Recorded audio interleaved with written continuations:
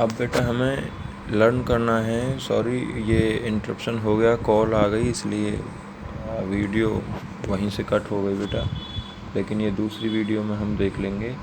हमारे पास अब क्या थे पैरामीटर्स भाई, हमें करना था C T R O mono tri hexa. इन लाइनों को ध्यान रखना था बेटा। हम क्या पढ़ रहे हैं, एक्सियल लेंथ और एक्सियल एंगल वाली टेबल पढ़ रहे हैं। 7 टाइप ऑफ यूनिट सेल है हमारे पास। कौन कौन सी? C4 cubic, T4 tetragonal,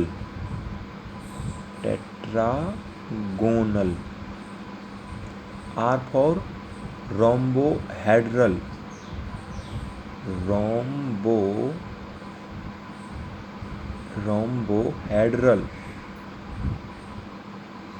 O4 orthorhombic,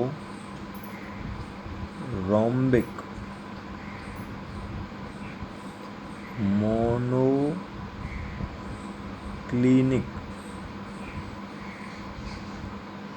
triclinic, hexagonal.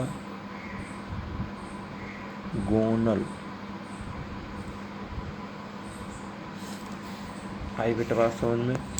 ये हमारे पास है CTRO mono tri hexa, C4 cubic, tetragonal, rhombohedral, orthorhombic, monoclinic और ट्राइक्लिनिक और हेक्सागोनल। इसके बाद जो हमें करना है यहाँ पर, इसके लिखेंगे हम एक्सियल लेंथ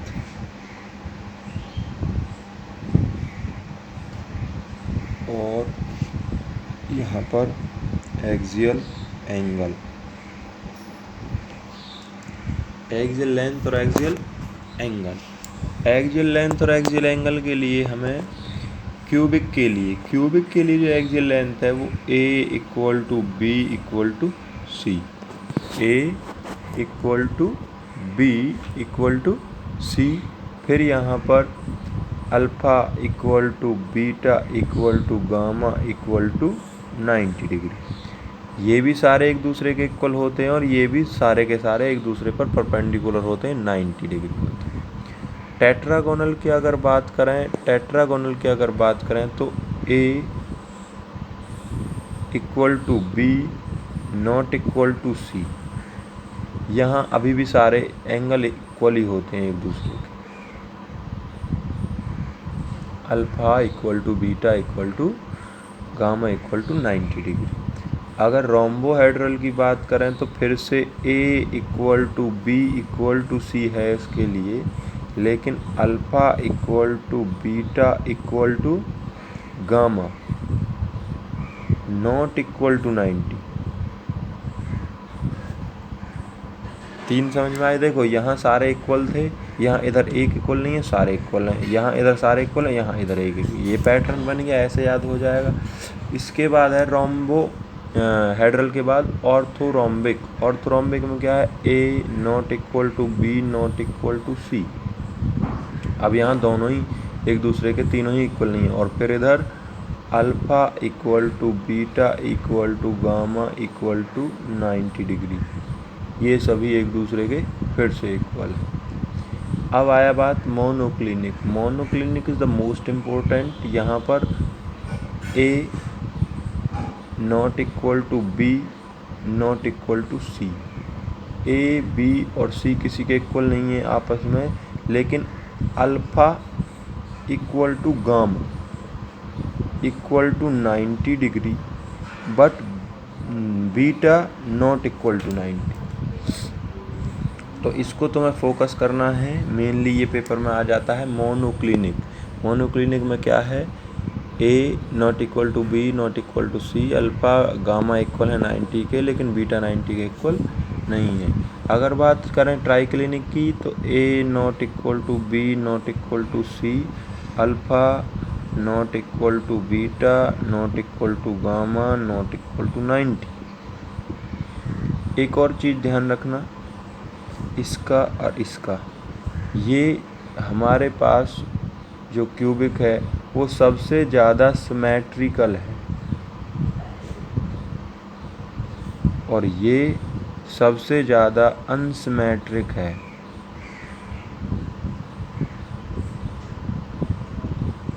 क्यों? क्योंकि बेटा इसमें कोई भी ना तो एक दूसरे के इक्वल है, ना एंगल ना लेंथ, इसमें सारी चीज़ें एक दूसरे के इक्वल हैं। तो ये मोस्ट सिमेट्रिकल हुआ, ये मोस्ट अनसिमेट्रिक हो गया। ध्यान रखना मोनोक्लिनिक में यहाँ एंगलों में थोड़ी दिक्कत है तो इसलिए याद रखना पड़ेगा। ट्राइक्लिनिक हो गया। हेक्सागोनल भी मोस्ट इम्पोर्टेंट है, या तो पेपर में इनमें से कोई आएगा, चारों में से इन है और इसे पूछेंगे तो सिमेट्रिकल और मोस्ट अनसिमेट्रिक पूछेंगे, और एंगल अगर पूछेंगे तो किसका पूछेंगे, हेक्सागोनल या मोनोक्लिनिक का।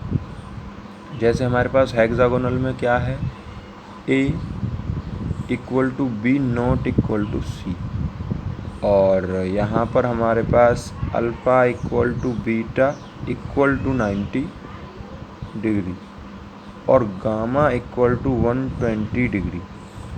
तो यहाँ पर ये तुम्हें ध्यान रखना है, ये टेबल आपको लर्न करनी है कि एक्सियल लेंथ और एक्सियल एंगल की टेबल क्या है, ठीक है, और किस तरह से याद करनी है, CTRO मोनोट्राई हेक्सा।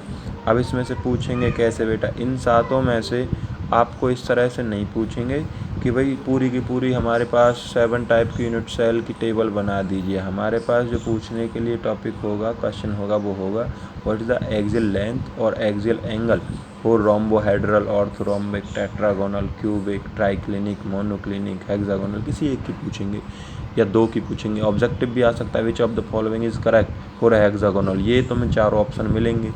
अब यहाँ पर तुम कंफ्यूज हो जाओगे तो बड़ी दिक्कत आ जाएगी, तो इसलिए ध्यान रखना है। मोर सिमेट्रिक कौन सी है, मोर सिमेट्रिक है क्यूबिक, क्योंकि वहाँ ए बी सी एक दूसरे के इक्वल हैं, अल्फ़ा बीटा गामा 90 के इक्वल हैं। मोर अनसिमेट्रिक कौन सी है बेटा, मोर अनसिमेट्रिक है ट्राइक्लिनिक, ए बी सी एक दूसरे के इक्वल नहीं है और अल्फ़ा बीटा और गामा भी एक दूसरे के इक्वल नहीं है। फिर बात आती है मोनोक्लिनिक की। मोनोक्लिनिक थोड़ा इसलिए इम्पोर्टेंट है क्योंकि ए बी सी एक दूसरे के इक्वल नहीं है। दूसरा, अल्फ़ा और गामा तो 90 के इक्वल है, बीटा 90 के इक्वल नहीं है। और उसके बाद फिर हेक्सागोनल में ए बी इक्वल हैं, सी के इक्वल नहीं है, लेकिन बी अल्फ़ा और बीटा 90 हैं और गामा 120 है। तो ये है। अब कल के लिए हमारा जो टॉपिक होगा वो होगा टाइप ऑफ लैटिस।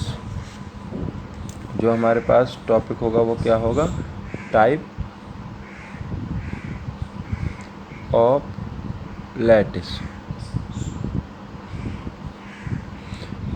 हमारे पास primitive type of unit cell, non primitive type of unit cell, उसके बाद पढ़ेंगे हम, ये कल का कॉन्सेप्ट होगा हमारा।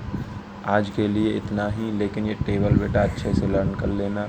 वहाँ पर जो मैंने बताया था अमोर्फस और क्रिस्टलाइन सॉलिड, वो भी आपको अच्छे से याद करना है। देखो, एक तो हमारे पास केवल डेफिनेशन ही आई है, regular arrangement of the constant particle atom ion, या रेगुलर अरेंजमेंट, यहाँ पर ये कंस्टेंट पार्टिकल हुई। कंस्टेंट पार्टिकल का जो रेगुलर अरेंजमेंट है थ्री डायमेंशनल हो गया ये, तो इसलिए थ्री डायमेंशनल स्पेस में इसे क्या कह रहे हैं हम, स्पेस क्रिस्टल लैटाइस। यूनिट सेल की अगर बात करें तो स्मॉलेस्ट थ्री डायमेंशनल पोर्शन, इसी का एक स्मॉलेस्ट थ्री डायमेंशन पोर्शन क्या होगा, यूनिट सेल, और बार बार उसे डिफरेंट डायरेक्शन में रिपीट कर दिया जाए तो क्या बन जाएगा, पूरा क्रिस्टल लैटाइस। ये यूनिट सेल बेटा on the base of parameters of unit cell दो तरह से हम देखेंगे, एक्सियल लेंथ और एक्सियल एंगल। तो इनके लिए एक्सियल लेंथ और एक्सियल एंगल की टेबल आपको बता दिए, ये आपको लर्न करनी है अच्छे से। Thank you. आज के लिए इतना ही बेटा।